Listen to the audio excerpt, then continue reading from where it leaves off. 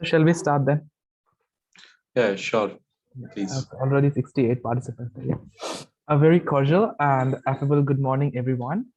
I, Sanil Sengar, the President of Nishtha, the Civil Services Society of Hansraj College, extend my hearty welcome to our Honorable Chief Guest Speaker, Mr. Abhijeet Sirohi, respected Principal, Professor Dr. Rama Ma'am, our esteemed convener, Professor Dr. Mahendra Prajapati Sir, and the amicable audience on this day when we are nearing very close to the complete 75 years of Indian independence, for gracing and adding luster to the opening session of the semester with the radiant and cheerful presence.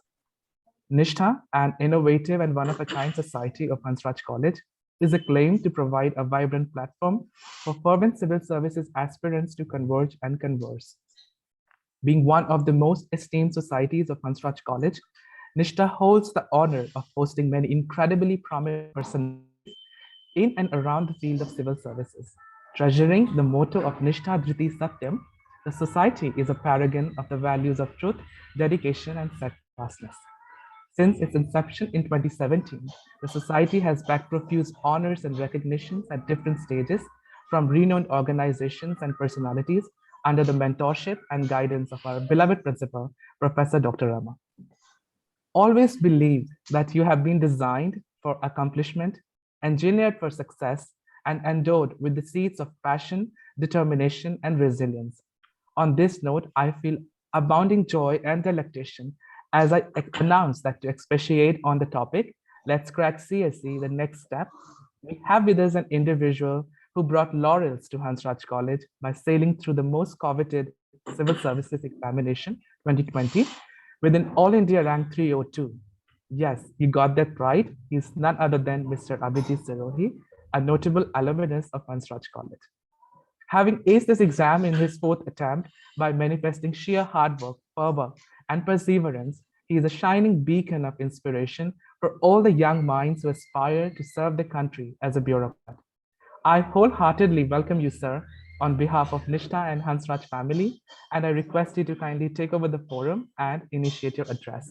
Thank you, and over to you. Thank you, Sanil, and thank you, Nishtha, for inviting me today.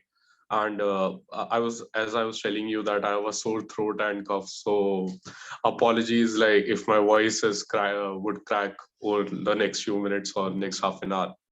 So when I was invited for this session, I was actually very happy because you go and have sessions and you go to felicitations function. That's all right, like that's part of it after you get selected, but one is always more attached to their college.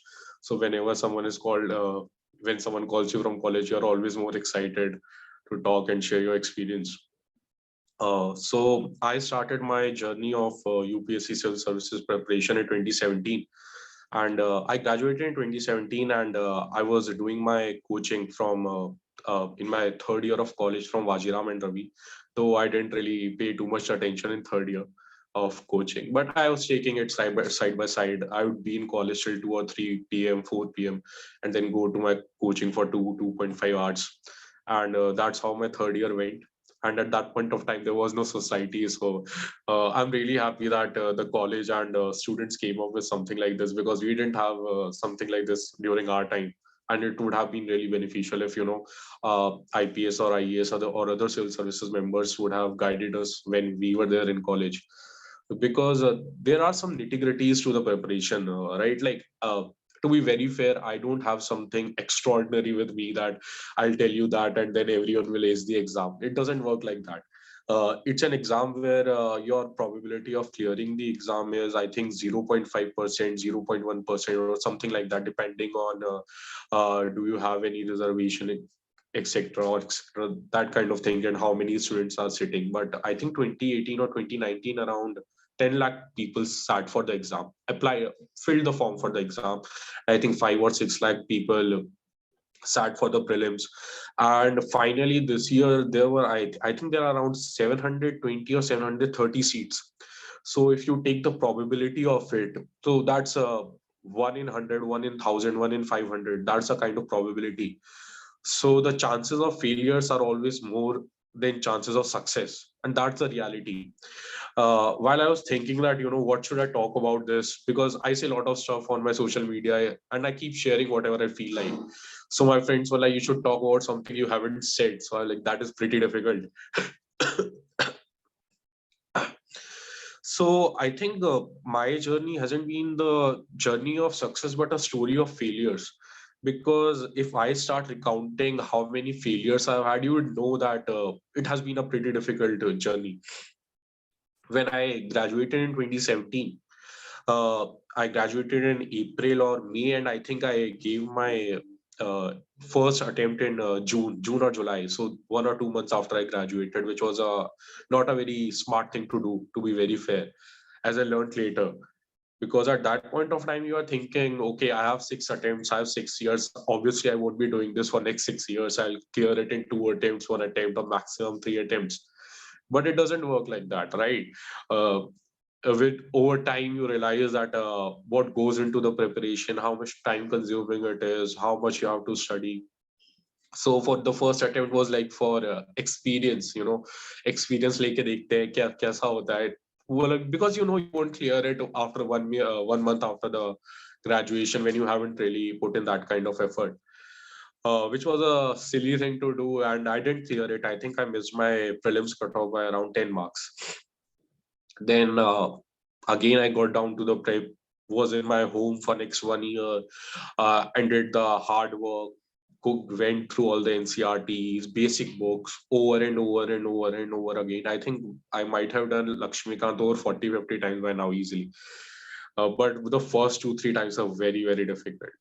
Uh, the first time you are reading that book, nothing makes sense. You have no idea what is happening in there, and you just want to finish it. And it takes a month, and it happens for everyone. I talk to students, and they're like, "It's very difficult. It's taking us a month."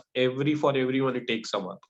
It's it's the hard part you need to go through. It's only in fourth, fifth, sixth reading when you start enjoying the preparation or start enjoying the book, because then things start making sense. Otherwise, things won't make sense. And by 10th, 7th, 8th reading, it's on your tips. It will take you 2 days, 2 days, 3 days to just revise it at one go. So that was my second attempt in 2018 after 1 year of hard work. I cleared the prelims by 1 marks. So I got really lucky at that point of time. But I think this was another mistake of mine in my second attempt. While I was very focused on prelims, I didn't pay attention to means and answer writing. And as I was clearing just on the line, my prelims marks were just on the border. So you spend next 20, 30 days after your prelims deciding hoga ya nahi hoga. You're revising every question 10 times from 10 different coaching institute keys ki nikal sakta hai nahi nikal sakta hai. So that goes on for good 2, 3, 4 weeks, and I wasted that one very, very important month. And I cleared it by 1 mark. And there were only 2.5 months left for mains, and I didn't know how to write answers, and it took me 1.5 to get the hang of how to make the structures, how your introduction should be, how your conclusion should be, what should your framework, divisions of divisions. And by the time I actually got hold of it, I think it was already too late.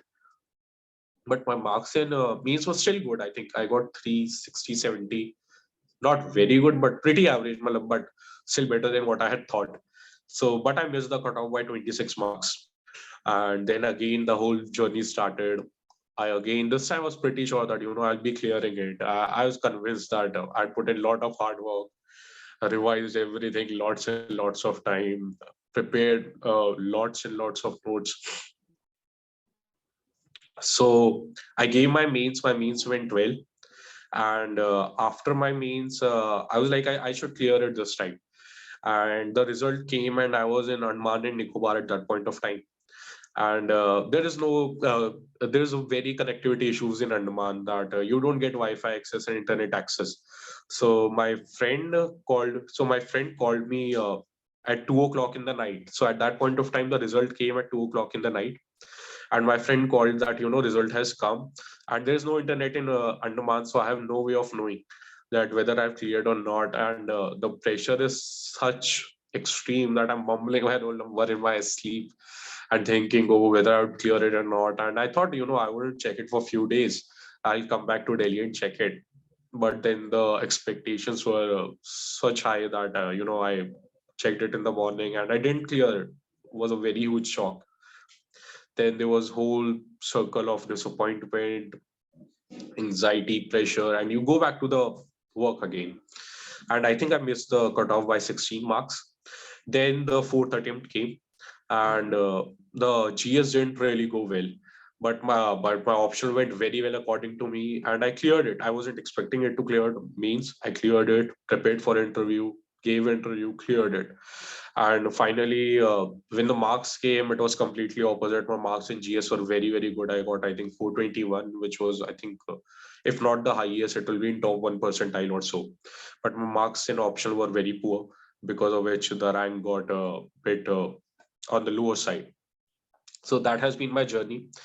But I think the thing you can learn from this is that there were some mistakes I made which you shouldn't be making it, and which if someone would have told me at the start of my journey, don't do this, then it would have saved me a year or two of more hard work, I think. First, don't give your attempt to experiment. It's not bungee jumping or scuba diving. You don't want to experiment it. Give it when you're prepared or you believe that you have a realistic chance. And one always knows if they have a realistic chance or not. So only give that attempt after 10 months or a year of preparation or a more than year of preparation. Second, optional is very, very, very important. Don't I think it's a lot more important than GS, because I've been scoring very well in GS for last 2 years, first 400 something and then 421.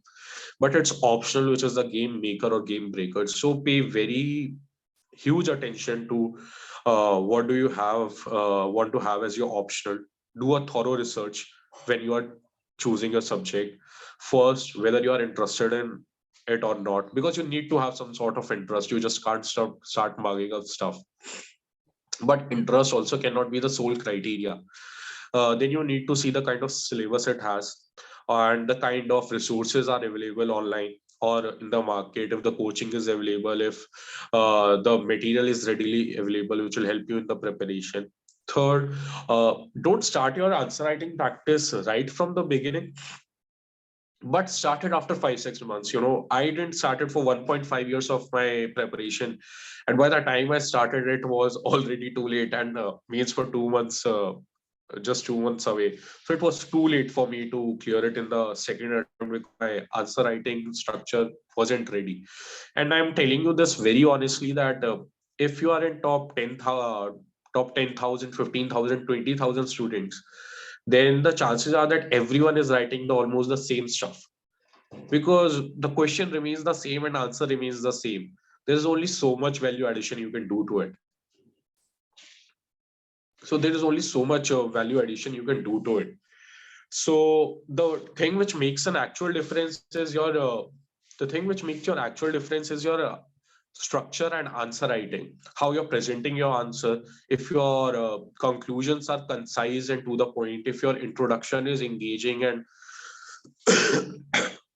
if your introduction is to engaging, interesting, and uh, you know I always believe that the answer checker has 10,000 copies of the same answer, right? So you need to find ways to help him evaluate your answer. If he has to go through a lot of stuff, it's not clear, the pattern is not clear, the structure is not clear, if he cannot see the main points in the first go, then you're making him do too much work. Why would he give you marks? And that's 1.52 marks will make all the difference. When you're starting a preparation, you don't realize how much of a difference 1 mark would make, and it would make tons of difference, I'm telling you. Because the difference between 302 or 402 and 202 is not 30 40 marks.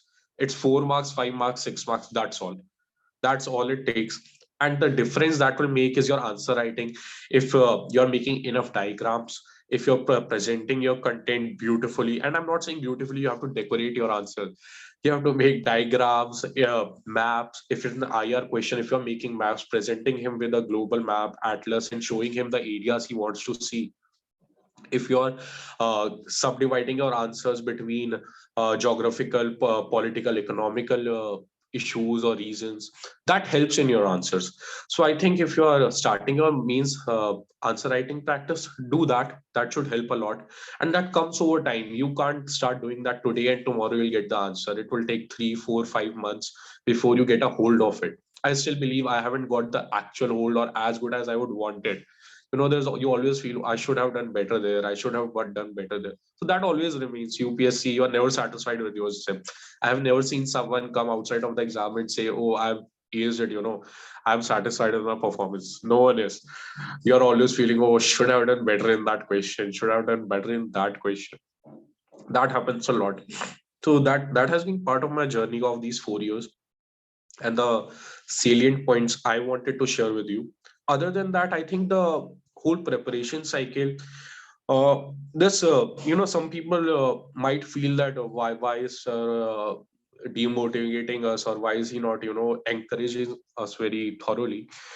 But my point is, don't get into the preparation just for the sake of it, because there is a very romanticized idea about the civil services. And you would see videos on Instagram, Facebook, YouTube, where someone is saluting, and the music is playing in the background, and you feel, oh, I want that as well. And I get it, there's a charm to it, but I won't deny that there isn't a charm to it. But the preparation and this whole thing is a lot bigger than that. I have seen people toiling 4 5 6 years of their life in the library. I've been in I'll be going to a library even right now after I finish this because I have to prepare my new option.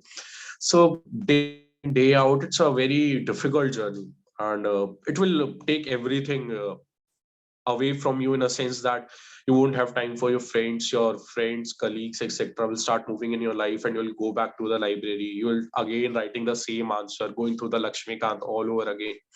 So be aware of that aspect of the preparation before you jump into it. Make a thorough research about the curriculum.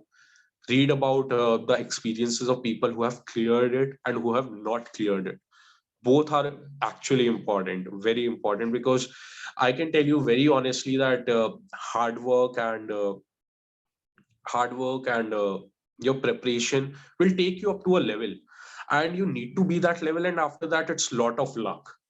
But while I'm saying this, I don't want it to sound that it's all about luck, because people might feel, oh, I don't need to prepare, I just need some sort of luck and I'll clear this. It doesn't work like that. So I believe there is a line, the threshold, which you need to achieve with your hard work and preparation. And after that threshold, the luck factor and the permutation combination and the subjective nature of the exam uh, comes into the play, and then you just hope that you get it.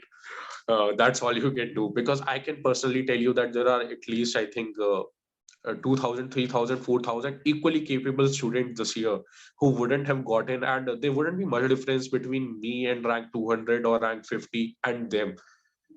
Uh, so that is the thing, that do a thorough research, be vigilant, choose your optional very carefully, talk to people who have cleared and who have not cleared, and once you get in, give your everything. So then don't have second doubts. Then don't go into, oh, should I do, should I not, because you're already your odds are already 1%, 0.5%. If you're not giving your everything, then you will never really stand a chance. To have a chance, you really need to give your everything, sideline everything else in your life. And UPSC doesn't allow time for anything else. It will take over your time. You'll be your whole year would be between prelims, means, and interview cycle. But it has a fun of its own, because while I was in Hansraj, I was in quizzing society Illuminati. I was the president in my third year, so I was really into quizzing a lot and knowing stuff. So preparation was also a kind of a good journey in that sense that I read about stuff I would have never read in my life. I read about Indian Constitution, polity. I had no idea about. I never had any exposure to economics, but I read so much about macro, microeconomics, and the concepts which are very important for the functioning of the country and the society. So that was a really good aspect that you get to read about so much stuff, know about so much stuff, and when anything is happening, you always know 10 things about it. So you always have that extra edge. You're talking to your friends or talking to anyone else. You always know something that they won't have already prepared. So that is also a thing. So while this reminds me that while there were the farm laws, education, etc., etc., so I was very vocal at that point of time because UPSC means preparation, etc., makes you deal with all that stuff. It will make you deal with Indian agriculture, Indian economics, the stuff that needs to be done, the reforms that need to happen. So you will always have data with you. You will always have stats with you. You won't need to rely on 5 points from news article, which will try to which will try condense a very complicated issue in 5 bullet points and try to narrate, oh, these are the 5 points you need to know and make your point of view. It doesn't work. If 5 points or 10 points could summarize Indian agriculture, anyone would be a expert on it. People take years and years to know about stuff. After spending 2 years of my life in means preparation and in dealing with Indian agriculture, having 3 registers only with Indian agriculture, and there are still aspects which I'm not really aware about. So that is the kind of edge it will give. It's a fun journey. It can be stressful as well. So, but I always, told myself that a game bada hai. It's a high risk, high reward. So if you want to go for the big reward, you'll have to take the big risk. And not everyone will come out on top with the risk, but that's the risk you need to take if you want to be a civil servant. And that's the way the game has been designed, unfortunately. But that shouldn't be the reason you don't try. If you sincerely believe that you want to do something for the country or something for the society, or if administration is something that interests you, then you should definitely give it a try. Give everything you have, and don't run after too much source material. Like a lot of people told me during my prep, it's always better to have 2 or 3 books than 10 books. If you have 10 books, you're never going to read 5 of them.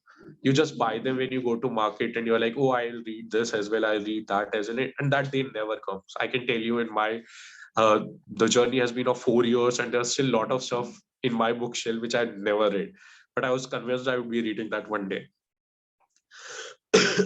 Hasn't come till now, unfortunately.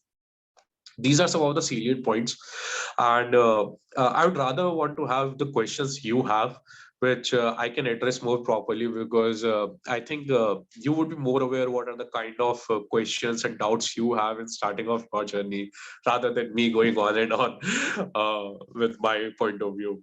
So I'd like to have any questions you have right now.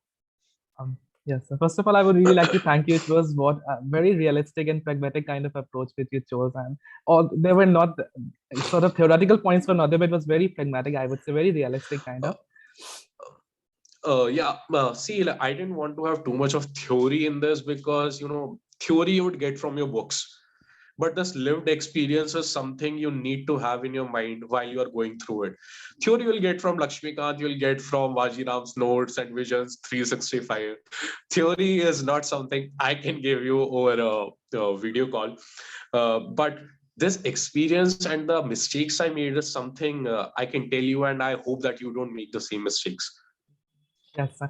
So, sir, like before, like we would be giving the option to the participants to unmute themselves and speak. But before that, there are some questions in the question answer section. So maybe if we could go Yeah, ahead with them first. So the first one yeah. said it is by Abhijeet Palit, and he says how to summarize current affairs.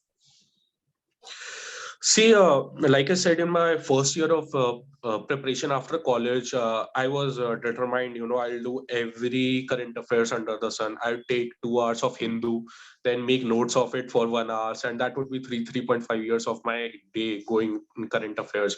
And I made a heavy pile of current affairs. And when the time came before prelims, I didn't have time to read it.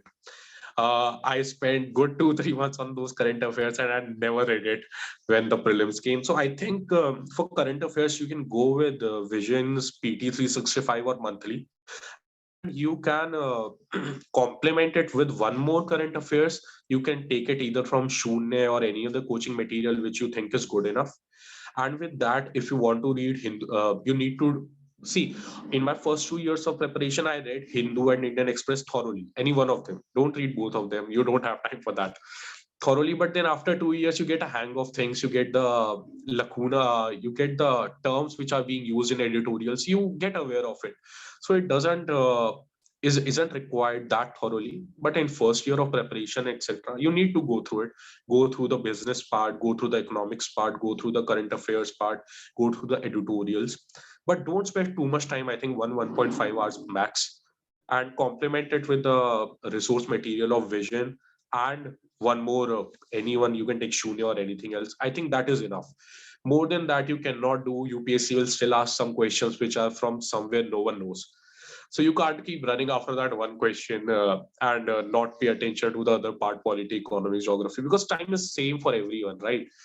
Time, your constraint isn't resource, your constraint isn't your hard work, constraint is time. That is the most valuable part of this preparation, because you never have enough time. And for that, you need to be very smart about the resources you are choosing and how many resources you are choosing. Yeah, thank you, sir. So the next question comes from Shivangi. She asks, what is the best time to start the writing practice? And how should we start our preparation in college time? And the last part of the question is, how much time should we have to give for our preparation during our college studies? Okay, like I said that when you are doing answer writing, don't start from the day one, because you see, structure is an important part of answer writing, but content is the base of it. If because from the day one you won't have content, and if you don't have the base, you can't create a beautiful building on it. Without content, there is no answer. So you need some sort of thorough study of the content first. Give yourself 4, 5, 6 months of thorough studies, thorough, diligent studies. You are putting in 8, 7, 6, whatever hours you are putting in. And after 6, 7 months, you can start with your answer writing, and you can give 30, 45 minutes, one question, two question daily. I think that's more than enough. You don't need to do 5, 6 questions daily, one or two questions. Sorry, one or two questions daily is more than enough. But have some sort of preparation, because without preparation there cannot be no answer. You need data to substantiate your answer, you need stats, you need committee names, you need reports, and you won't have that without your content. So prepare your content first for 5, 6 months and then start with your answer writing. Do one or two questions daily at max.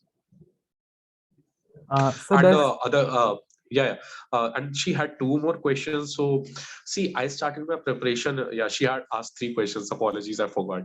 So yeah, I started my preparation in third year of college, but I wasn't very sincere, to be very honest, in my third year, because it's the third year of college, and the last year, and you want to spend time in college, you don't want to go back. So all I did was I went to my class in coaching for 2.5 hours.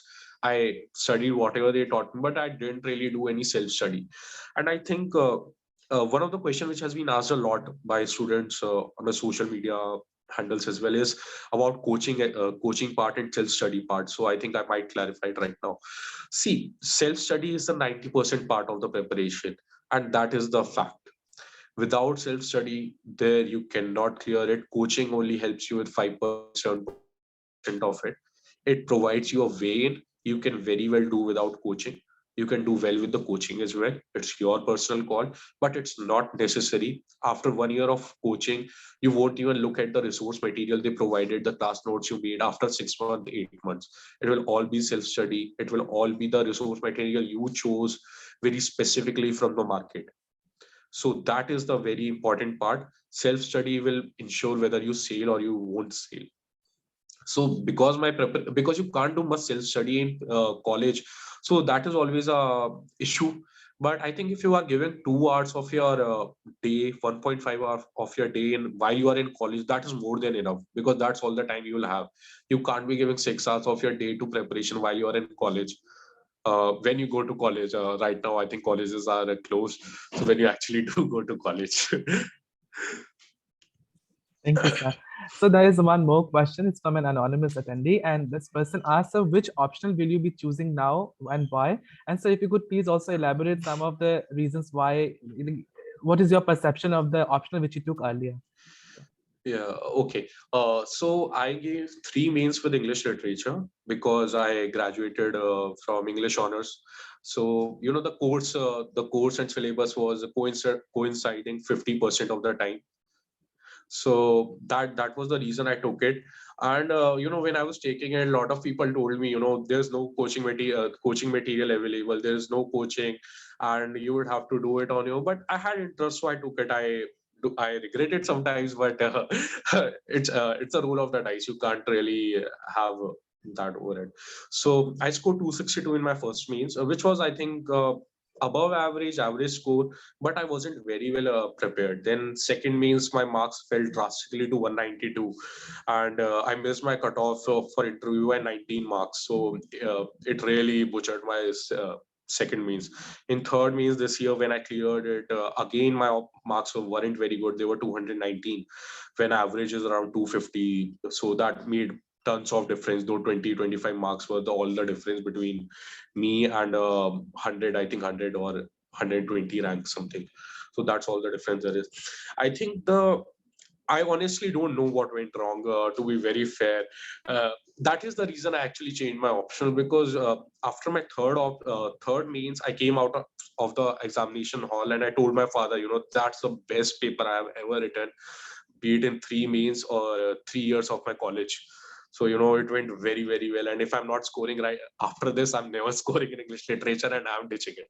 And unfortunately I didn't. I don't know what went wrong, but the issue was there are very few people who take English literature. So when very few people are taking English literature, it becomes a lot riskier, and you don't have resource material available, so you don't know uh, what other people are doing. You don't have coaching available, so that makes it a lot more difficult.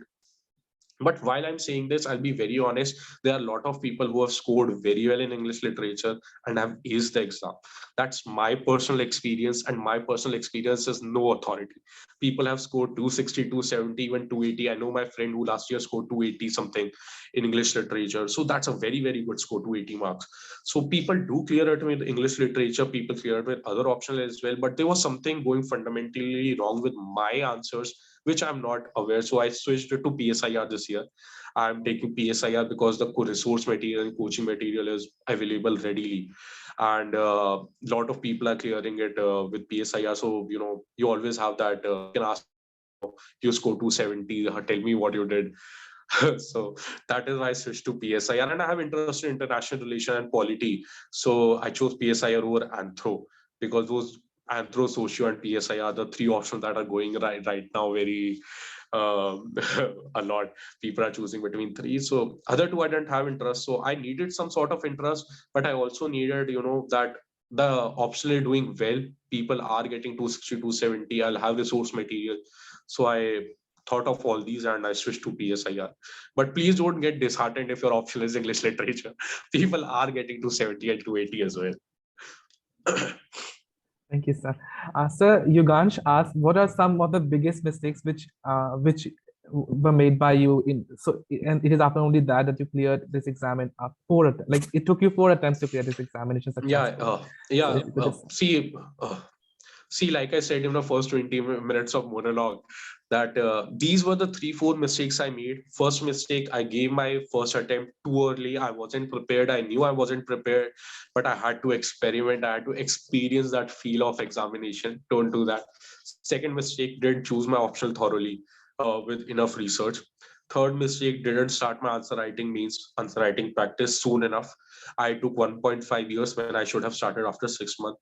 Fourth mistake in my second means, I went after crazy resources. Like I was reading annual reports of different departments, different ministries, 300-page reports I'm reading, Ministry of Agriculture annual report, DPIIT annual report, Ministry of Science and Tech annual. You don't need to be that thorough, because you need to be very smart in what the resources you are taking. Don't go that crazy after crazy resources and government data. So I think that I could have avoided. These were the 3-4 mistakes I think I majorly made. Thank you, sir. Sir, there is somebody who asked, what should be the strategy for essay? If you could give some pro tips for stress management while preparation. For the essay, to be very honest, apologies, like I said, sore throat. Uh, for the essay, to be very honest, I really didn't prepare very much. I would give it 1 day, 2 day before examination, but I think I had the advantage of English literature as my optional and English honors as my course. So I always have that added advantage, which other people might not have, and they might need to do more thorough research. Have 10 to 20 topics which are coming for last 5, 6, 7 years, and there are 20 topics. They'll ask the same question differently, but the topic remains same. Like this year's, though I didn't give this year's mains, there was an essay question on hand that rocks the cradle rules the world. So that is basically asking you about women empowerment, gender equality, and feminism. And the year before that, they asked the question very straightforward about feminism. So the question remains the same. They are just asking it differently. So have 10, 15, 20 topics prepared, where you have the resource material of 3, 4, 5 pages, 6 pages on those 20 topics. And they are very basic topics. Those are agriculture, science and tech, leadership, ethics, sports, gender equality, social equality, etc., and leadership, Mahatma Gandhi, etc. Have 15, 20 topics ready, 3, 4 pages, 5 pages on each of them. And then you can practice 4, 5, 6, 7 essays. You can even practice 10, but don't go overboard. Have some quotations ready with you, have some poem lines for you, because you need those for your starting and for your conclusion. Because generally what people do is they start with a anecdote, they start with a story. So you can have some stories while you are reading your editorials, while you are reading your newspaper. You come across some very interesting case study, you come across something very interesting example. So note it down in a diary that you can use it in an essay or ethics. That always comes handy. So you can use that for your starting of your essay, and for conclusions you can have some quotations, some poem lines from poem that would help in your conclusion. And practice it 5, 6, 7 essays. You don't need to go too overboard with practicing it. What you need more is the content, and you can prepare 3, 4 pages on everything. And about the second thing you asked was uh, the second thing was asked was about stress management. I think not a lot of people talk about it, but stress management and anxiety, pressure is a very, very big part of your life as UPSC aspirant, because you'll be spending next 2, 3 hours, 2, 3, 4 years in a library, going to on the same seat, reading the same book over and over, overcoming with your failures, which will come across, be it in prelims, means, or interview. So that becomes an issue, and you learn to deal with it over time. I'm still learning to deal with it. But I think what you can do is you can have a schedule definitely helps. Second, have some physical activity, play either a sport or yoga or gym, whatever you're doing, because that helps in relieving stress and anxiety that will face during this exam. And talk to people around you. A lot of people feel that they are the only ones going through them, and I can tell you very honestly that everyone who's going through the preparation will feel this at some point of time or another, and everyone will go through it to different degrees. So knowing someone else is going through it, someone is also facing the pressure, someone is also feeling the disappointment of failures, talking to them helps. But at the end, I think success is the only anecdote, because otherwise it becomes difficult. And success, I'm not just saying in UPSC Civil Services exam. Don't define success just by Civil Services exam. You will learn a lot in the preparation, and you can use that aspect in different aspects of life. So don't make UPSC exam your life. when you make it your life, it becomes a very difficult thing to deal with. It's a very important aspect of your life. It is something that you're going to give 10 hours a day, 8 hours a day of your life for next 2 3 4 years. So it's clearly very critical, but don't make it your life. That is the only advice I would like to give. Have a teeny bit of life outside it as well.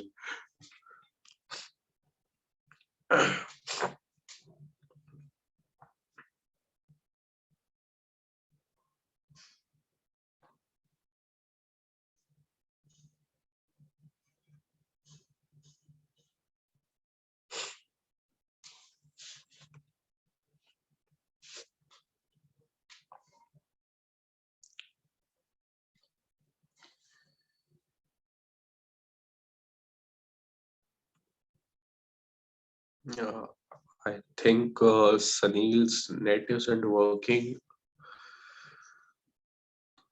or is it mine that is not working? Okay. So,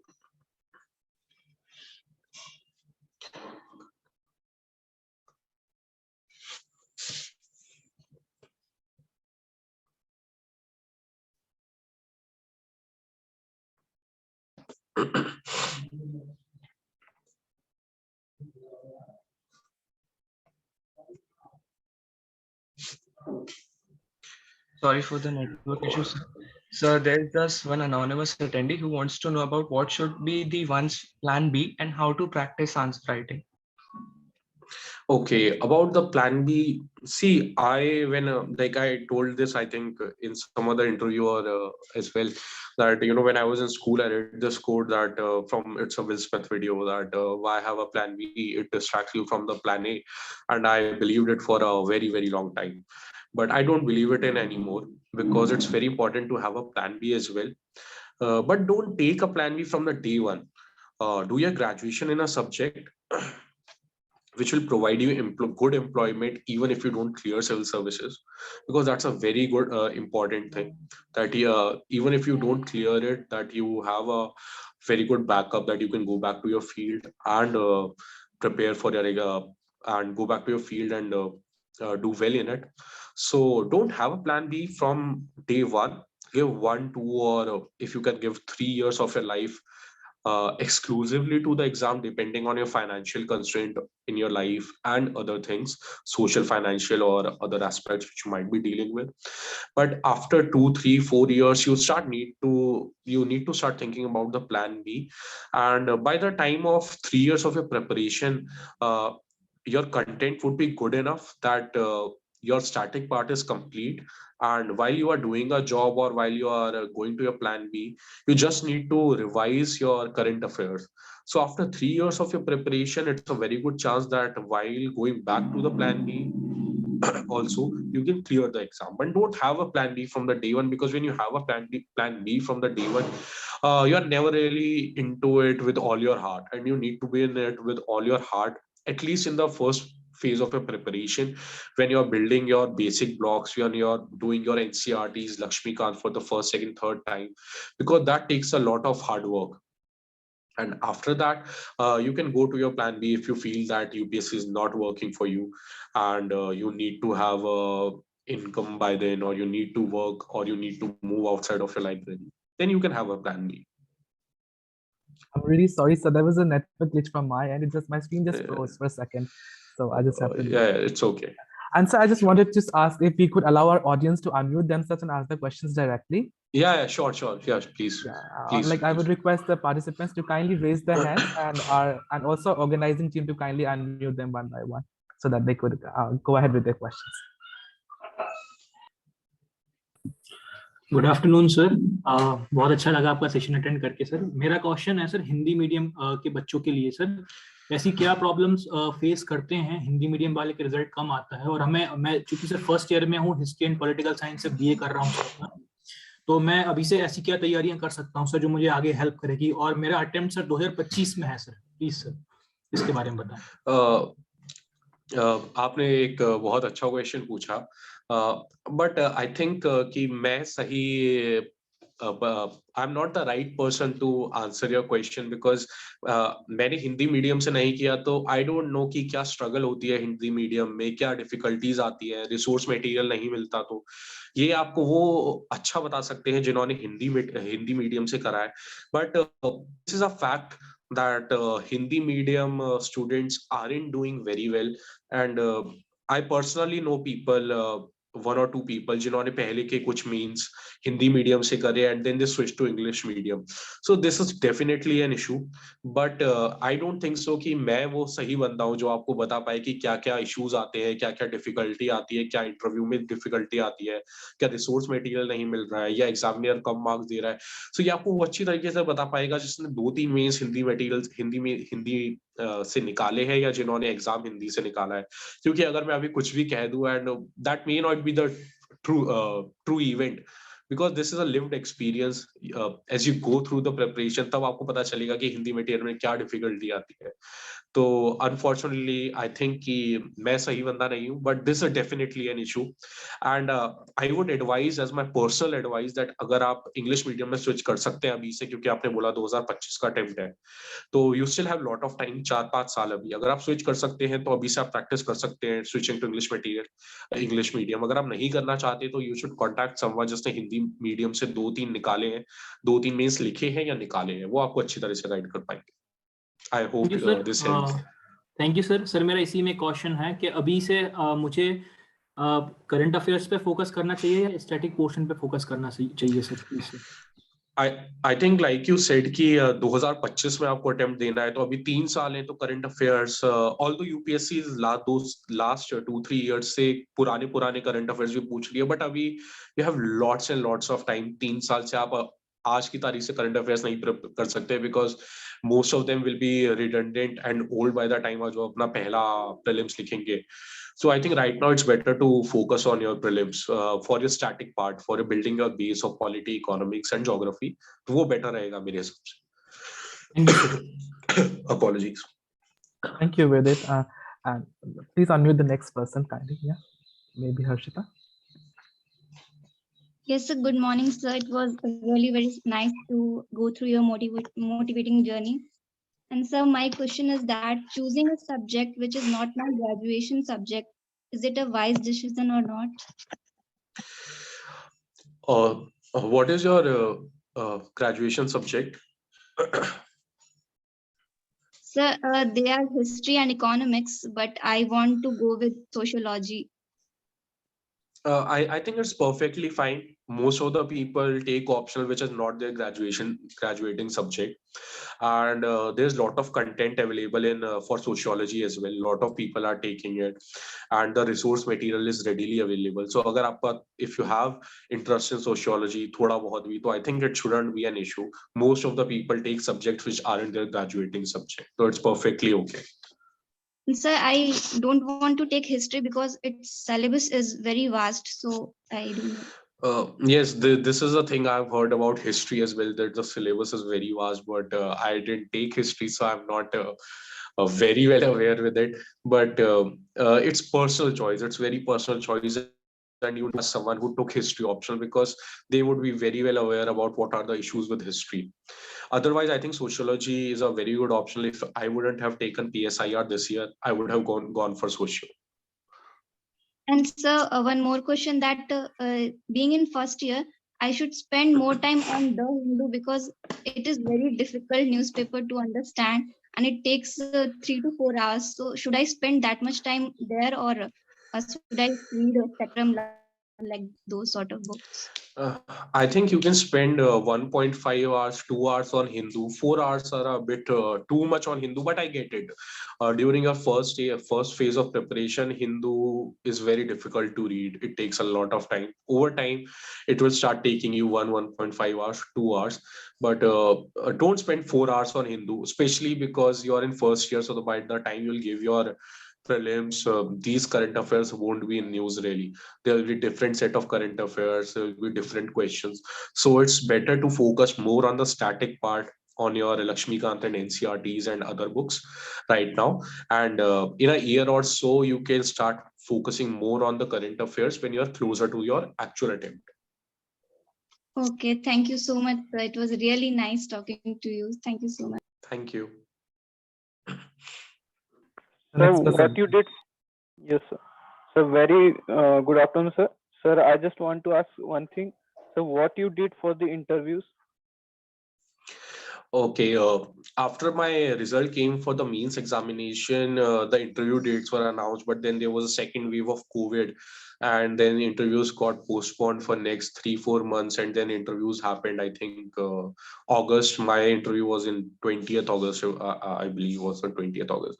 So there's not something very particular one does for the interview, because by the time you are reaching interview, so you already have the content. Content आपके पास सब होता है. You have already prepared a lot for your means, but you start preparing about your own personality, that you start researching about your graduation subject, about your state you come from, about the state you have studied in, and you start researching and making notes about this, the profession of your parents, the place you were born in, and the current affairs and news at that point of time. On those days your interview is going to happen, and you give mocks. I gave 6 or 7 mocks, and the panel will tell you that these are the issues we think you have in your mock, and you can improve on this, and these are the things we like in your mock, and I think you should do these. So take their feedback, try to incorporate it. You can also have recording, you can also record yourself answering questions, and then see how your facial expression is while you are giving answers. Other than that, there is no very special preparation. It's just very basic current affairs and preparation about yourself, your state, your graduation subject. If you are employed in any place, about that place. If you are in service anywhere, about that service. It's just that. And how you avoid distraction during study, during preparation? That's a very difficult. That's a very difficult question, because see, my preparation was for 4 years, and it's you cannot study for 12 months a year on the same frequency. See, I personally studied a lot during prelims and means. I used to clock 10-11 hours during those 3.5 months, and other 9 months I would study 4-5 hours, 6 hours, because if you're studying 10 hours a day for 12 months, you would go insane. So you need to make sure that you are timing your preparation well, that you are putting in effort when you need to, and you can take some time off when you need to, but don't go on social media too much, because during a preparation, after you graduate, you'll see people getting placed, getting jobs, enjoying their time, partying, and you are in a library. So you end up feeling worse, that, oh, what am I doing with my life? I'm in a library for last 2-3 years and they are having a good time. It makes you feel worse, and at that point of time you forget that you need to make these sacrifices to clear the exam. So minimize that content on social media. Other than that, have a hobby. Take a hobby. You can have any hobby: running, gymming, yoga, playing guitar, reading books, and try to incorporate that hobby instead of going on social media or comparing your life with others. So that helps a lot with distraction part. Okay, thank you, sir. Thank you. Good afternoon. Good afternoon, sir. Good afternoon. So actually, I wanted to ask, during, it is a bit away from the preparation of exams. I just wanted to ask, what all should I, go for in extracurricular activities or personal development during the time? Like right now, I'm in first year. What all should I do? I think you shouldn't. Honestly, you shouldn't be thinking about the interview preparation right now. See, it's always good if you are in societies, if you are a president or a vice president of your society, then you can always say that during interview, I was the president of the quizzing society, I was the vice president, I was the treasurer of the society, I was the secretary. That helps. But don't make your hobbies depending on something that you need to say it in an interview, because that's not very honest. And in interview, the thing which matters the most is your honesty. Even if you don't know thing and you are honest, and if you don't try to bluff too much, they would accept it. You can't know everything. If you'd say, I was only in this society and I only did this, they will accept it. It's no hard and fast rule that you need to do 3 things or 4 things, or you need to develop this or that. So you can say that in interview. I think it's better to enjoy your time in college, develop any hobby that you are into, and then you can write that in your DAF, detailed application form, and that would work. Don't take a hobby because you need to say it in an interview. Okay, sir. Thank you. Good afternoon, sir. Firstly, sir, thank you for letting us know how your journey was. And thank you for the kind words. So my question is very simple, like how to initiate our preparation of UPSC. Like being human beings, it is our tendency to push things away, like we delay things. So how to start it, sir? It's a very good questions, and I think a while back I said that coaching helps you 10% of the time and 90% is self study. I think this is the only thing coaching helps you with. It just pushes you when you are starting your preparation. When I was in third year of college, I had to go to a coaching, so I would go there every day. I couldn't push it anymore. So that is the only thing coaching helps you with. Other than that, you can get every resource material. They will provide you at 2 lakhs a piece, around 5,000, 10,000 market में freely. So this is where coaching helps, that they'll provide you with a schedule. But you don't need to do coaching necessarily. That's what I'm saying. And other than that, I think once you graduate, then you can't push it anymore. And before graduation, you can take your own time. You can build your own schedule, 2 hours a day, more than enough, 2.5 hours a day, more than enough. And start with something which is interesting. Like I always found modern Indian history very interesting. So I started my preparation with modern Indian history, India's struggle for independence. You can start with some other subject. When you're starting with something which is interesting to you, it helps a lot, and it will help with your preparation. And once you get a hang of it, you can go to a bit more difficult subjects which you're not interested in. So I think that would help. And if you have someone else who's also preparing, having a group of 1, 2, 3 people who can motivate each other helps a lot. But just have too many people, because too many cooks spoil the broth, I guess. Thank you, sir. Thank you, sir. Good afternoon, sir. First of all, thank you so much for this session, because till today I've attended so many sessions and this is the most fruitful one, the one I can relate to myself. So, sir, my question is that right now I'm in first year of my graduation. So, is it worth it to go for the online coaching such as an academy for the preparation, or should I prepare at my own? See, I did my coaching in an offline manner, so I'm not very well aware of how online coachings are happening.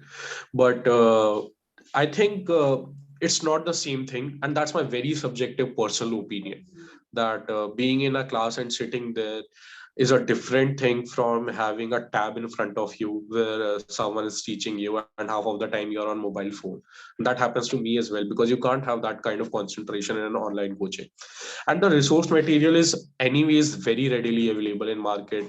You want to order anything, you'll get in ORN. You can post, you can have that sent it to your place wherever you are.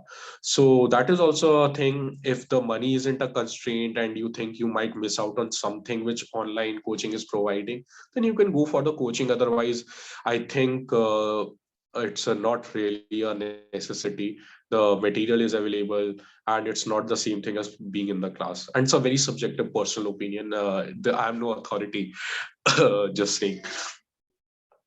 So, sir, my question is like, should I go for offline coaching then?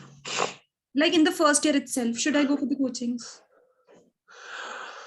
I think it's a very personal question for you. Well, it depends from person to person whether they want to or they don't want to. What I can tell you is that whatever you will study in a coaching, whatever notes you will be making, you will hardly use them after 8 months your coaching get over. It will all be self-study. UPSC is all self-study. You will either go to your room or go to your library, and you will be toiling there for next 1, 2, or whatever amount of years. And that is what will help you clear the exam. Coaching will provide you resources are available in market as well.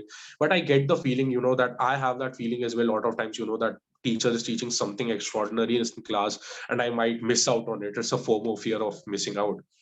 So I get it, human tendency. If you don't have any financial constraint, and if you feel that you might miss out on something extraordinary, you can join a coaching as well. They'll help you with a schedule. Otherwise, you can do self-study as well and start with a self-study.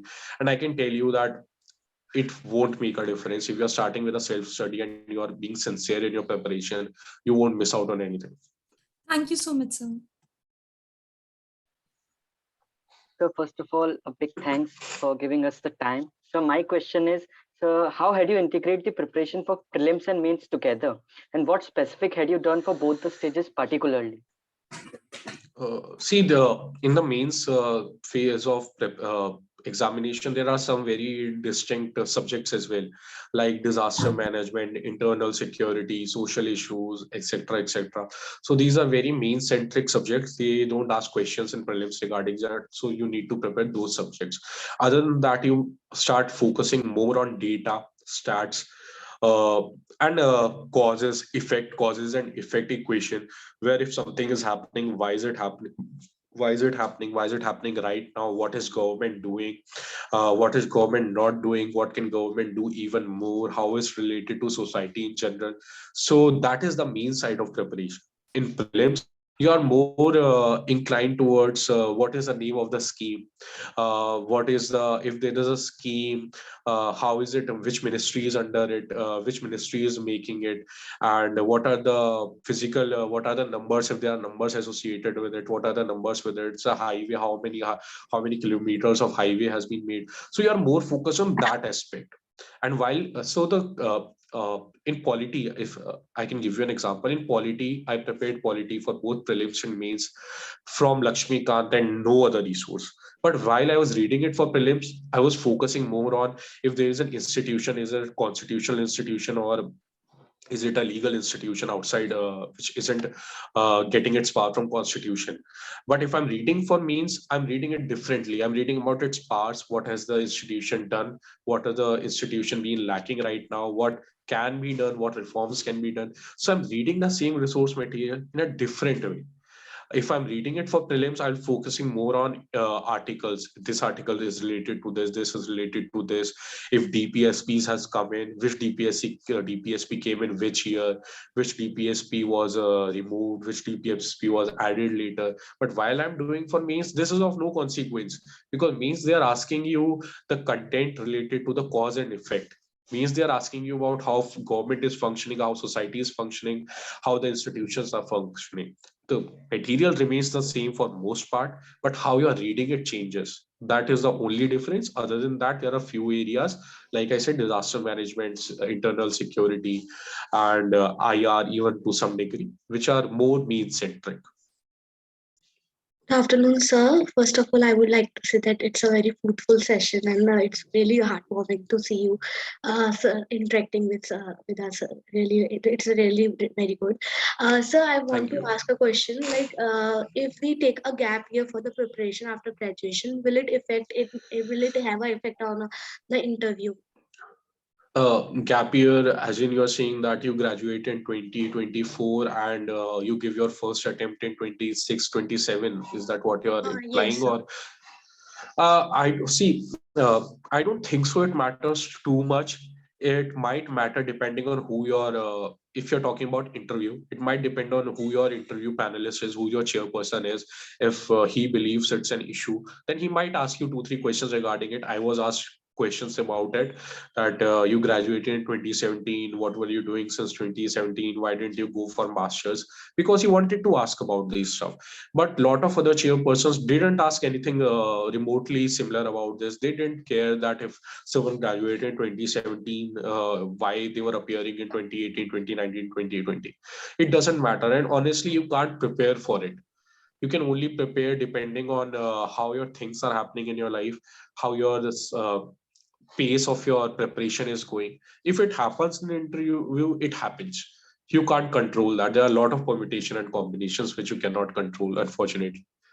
Sir, in that case, how can we answer that question if we are taking a gap year for the preparation? Will it not affect the interview panel or their views regarding our answers?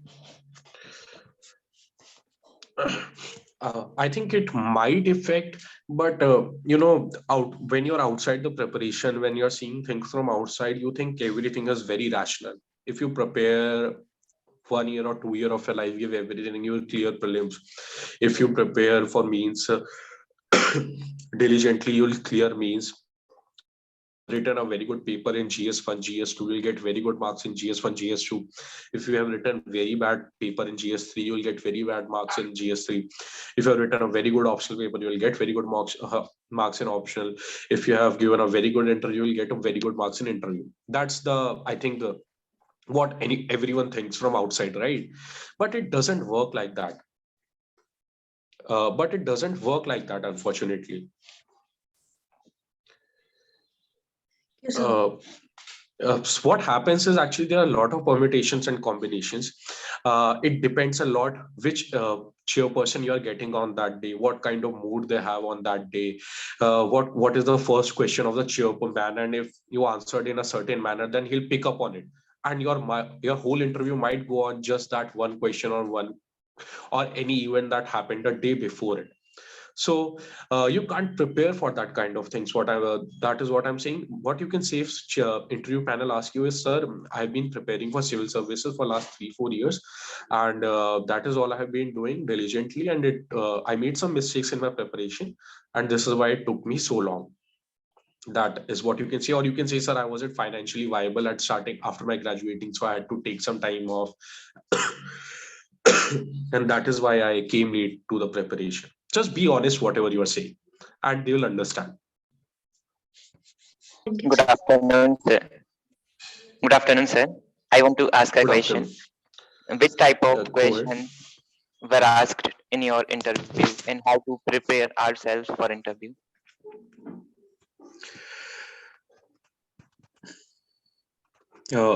Wait, can you wait 30 seconds? I'll just reply. Sorry.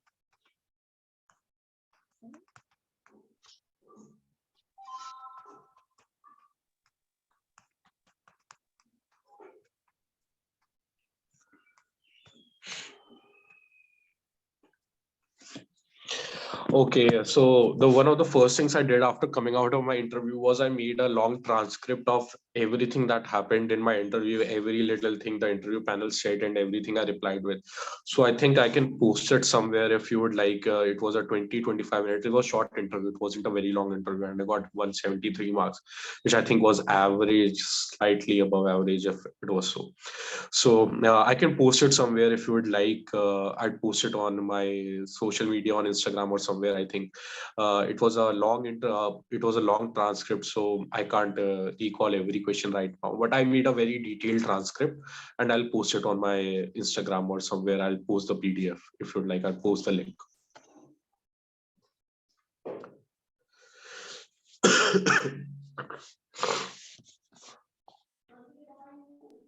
Is there somebody else who would like to go ahead? Kindly unmute somebody else if they have any question. Hello, नमस्कार sir, बहुत अच्छा लगा आपको सुन के।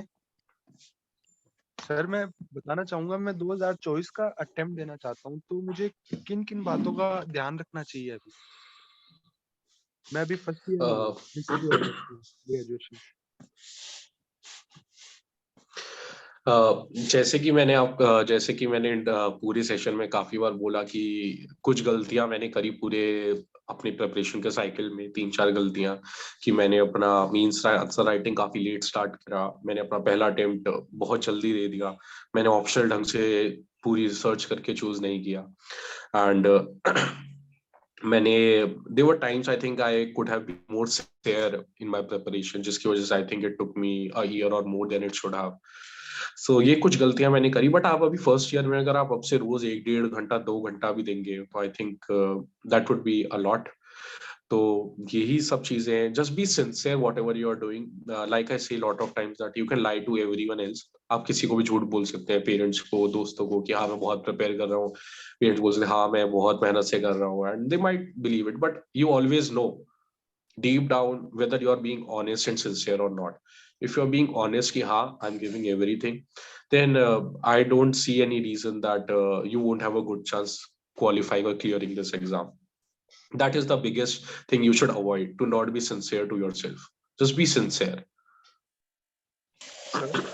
नमस्कार sir, मैं अभी Hansraj college से हिंदी ऑनर्स कर रहा हूँ और मेरा एक प्रश्न है।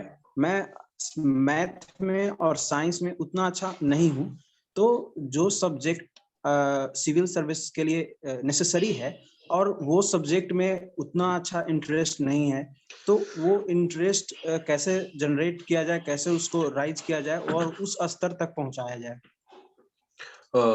मैथ्स तो आई थिंक बस सीसैट में ही आती है सिविल सर्विसेज के एग्जाम में। तो आप अगर रोज आई थिंक अगर सैटरडे संडे को भी 1-1, 2-2 घंटा दे रहे हैं मैथ्स को, more than enough. You just need to get 1/3 of the cut off, you just need 1/3 marks. So I think अगर आपसे भी हर सैटरडे संडे 1-1, 1.5 घंटा देंगे मैथ्स को, it will be more than enough. You will clear CSAT 1/3 of the marks से। And about science, I think science and tech के काफी difficult question आ रहे हैं, especially in prelims। काफी randomized questions हैं, वो most of the लोगों को नहीं आते, वो कहाँ से पूछे जा रहे हैं, क्या question है, किसी को नहीं पता। I can tell you very honestly. So best thing you can do is follow current affairs, follow current affair magazine and follow it। if you want to be more thorough, एक की जगह 2 जगह से कर ले, विजन ले ले, शून्य ले ले, कोई और ले ले, 2-3 जगह से करेंगे, इससे ज्यादा आप कुछ कर नहीं सकते। Because there will always be some question जो यूपीएससी के प्रीलिम्स में क्वेश्चन आएगा जिसे किसी को नहीं पता, and UPSC will have a very different answer to what you और कोचिंग पीपल विल बिलीव कि ये आंसर है। You can only do so much. And mains में भी साइंस एंड टेक के ज्यादा क्वेश्चन आते नहीं है। साइंस एंड टेक के GS3 में 1 या 2 क्वेश्चन आता है, बहुत बेसिक सा क्वेश्चन होता है। तो I think you shouldn't be very worried about maths and science. बहुत ही रिस्ट्रिक्टेड है मैथ्स और साइंस का स्कोप यूपीएससी के एग्जाम में।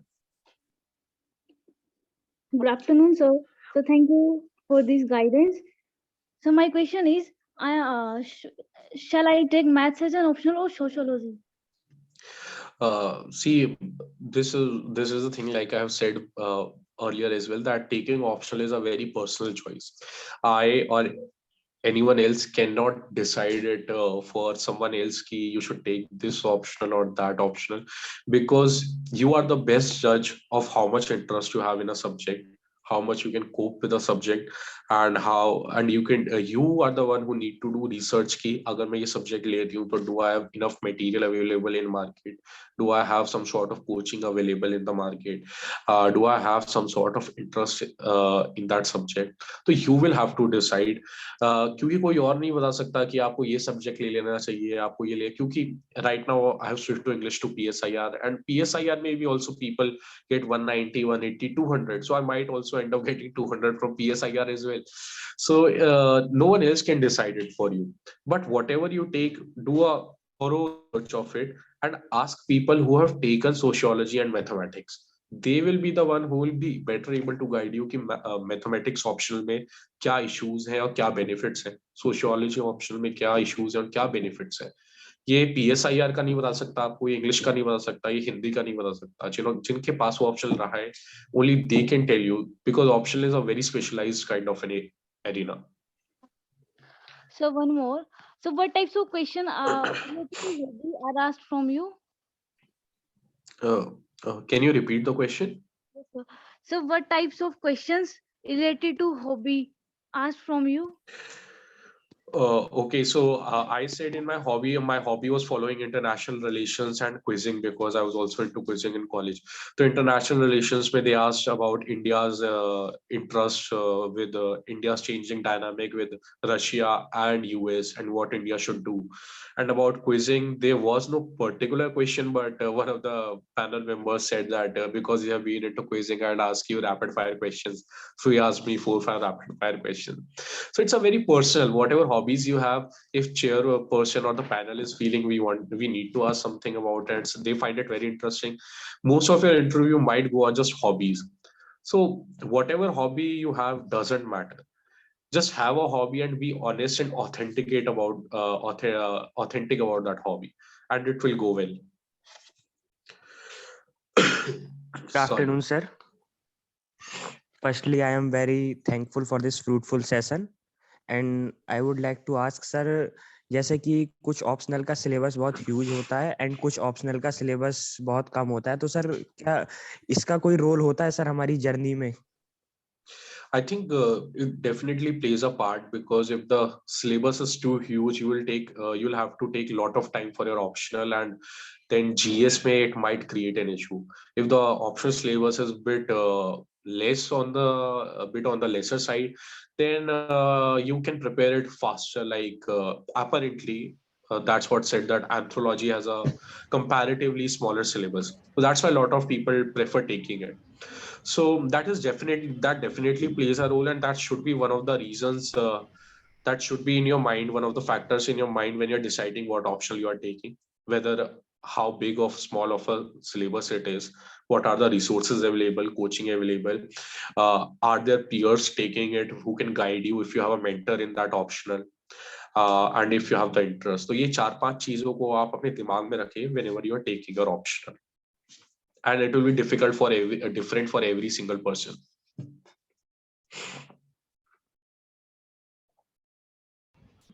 Good afternoon, sir. Good afternoon. It has been, sir. My question is that what is the role of NCRTs in the preparation? See, NCRTs have an important role, but you don't need to read every NCRT. Like I have seen people reading NCRT of class 6th, 7th, 8th. And personally, that's my personal opinion. A lot of people might disagree with it, that you don't need to read 6th, 7th, 8th NCRT. There are very important NCRT like 11, 12 history NCRT for modern, ancient, medieval are important.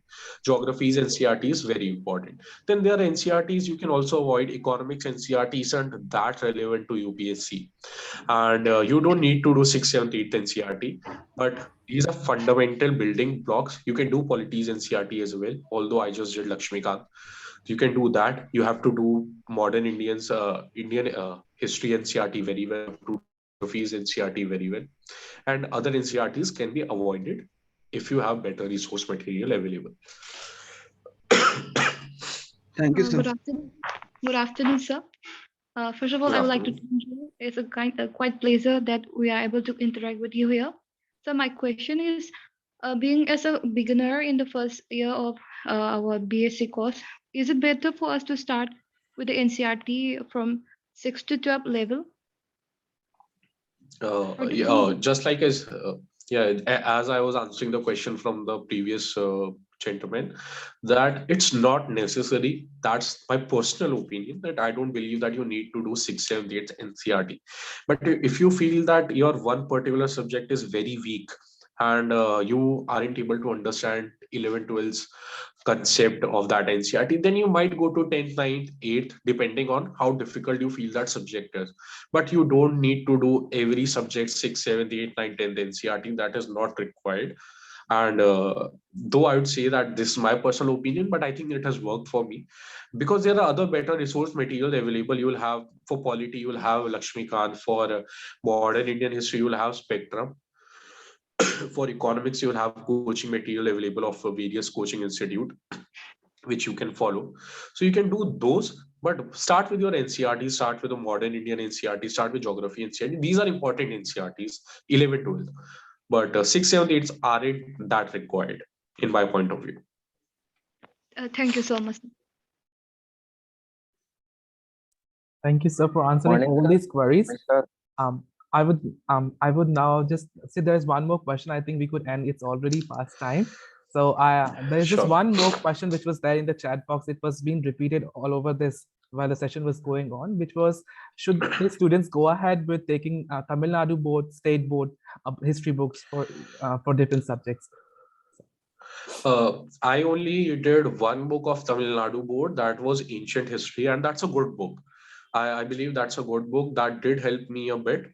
But I think other than that, I didn't find the necessity of going through books of Tamil Nadu board, because the material is very readily available. If you can only do one material, and the market is flooded with material. There is coaching center on every street, every block of ORN. Every coaching coaching institute have their own material. So the market is flooded.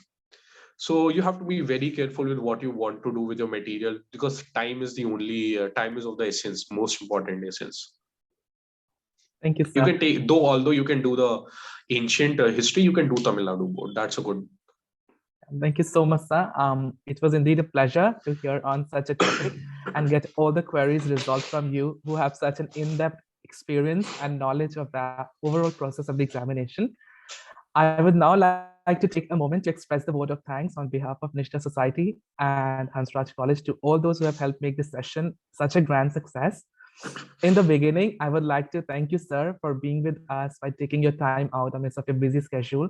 Your address was truly inspirational and insightful for the student community of Hansraj College and other colleges across India. I wish also to record a sincere appreciation to our esteemed principal, Professor Dr. Rama, and convener, Professor Mahendra Prajapati, sir, who have always shown keen interest in associating themselves for the activities of the society. I also express my regards for our team and participants who chose to go live with us with such high energy and effervescence. I express my regards for our team and for all these students who were here asking different queries, and I hope they have benefited themselves from the session. Last but not the least, I express my gratitude once again to you, sir. It would be a pleasure to hear from you in person as and when the college reopens. Thank you for having me. Thank you. It was really lovely to interact with the students. Yes. I hope everyone here must have garnered great insights from the session. I thank you all for spending your valuable time here. Stay tuned for our upcoming sessions and do follow us on our social media. On this note, I inform the closure of this session. Thank you, sir. Have a great day. Thank you, everyone. Thank you. Thank you.